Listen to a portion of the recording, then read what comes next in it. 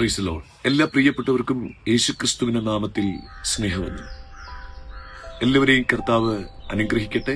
അപ്പോസ്തലനായ പൗലൂസിന്റെ ലേഖനങ്ങളിൽ പ്രധാനപ്പെട്ട ലേഖനമാണല്ലോ എഫേസ്യ ലേഖനം.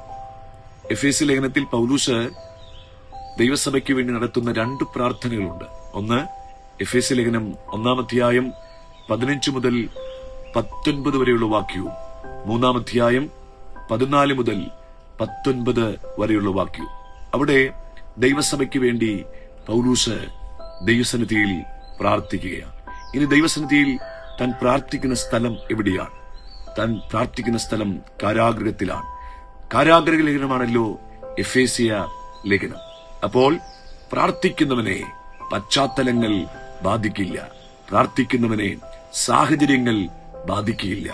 പ്രാർത്ഥിക്കുന്നവൻ ഏത് സാഹചര്യത്തിലും ഏതു പശ്ചാത്തലത്തിലും ദൈവസന്നിധിയിൽ പ്രാർത്ഥന കഴിക്കും. ദൈവത്തിന്റെ മുഖം നിരന്തരം നോക്കിക്കൊണ്ടിരിക്കും. അതേ പ്രിയപ്പെട്ടവരെ, ഈ ദിവസങ്ങളിൽ നിങ്ങൾ കിടക്കുന്നത്, നാം ആയിരിക്കുന്നത് ഏതൊക്കെ സാഹചര്യത്തിലാണെങ്കിലും അവിടെയും പ്രാർത്ഥിക്കുവാൻ പരിശുദ്ധാത്മാവ് നമ്മെ ശക്തീകരിക്കട്ടെ. പ്രാർത്ഥനയുടെ അതിശക്തമായ ഒരനുഭവത്തിലേക്ക് പരിശുദ്ധാത്മാവ് നമ്മെ നയിക്കട്ടെ. കർത്താവ് ഈ വചനങ്ങളാൽ നമ്മെ അനുഗ്രഹിക്കട്ടെ. ആമേൻ.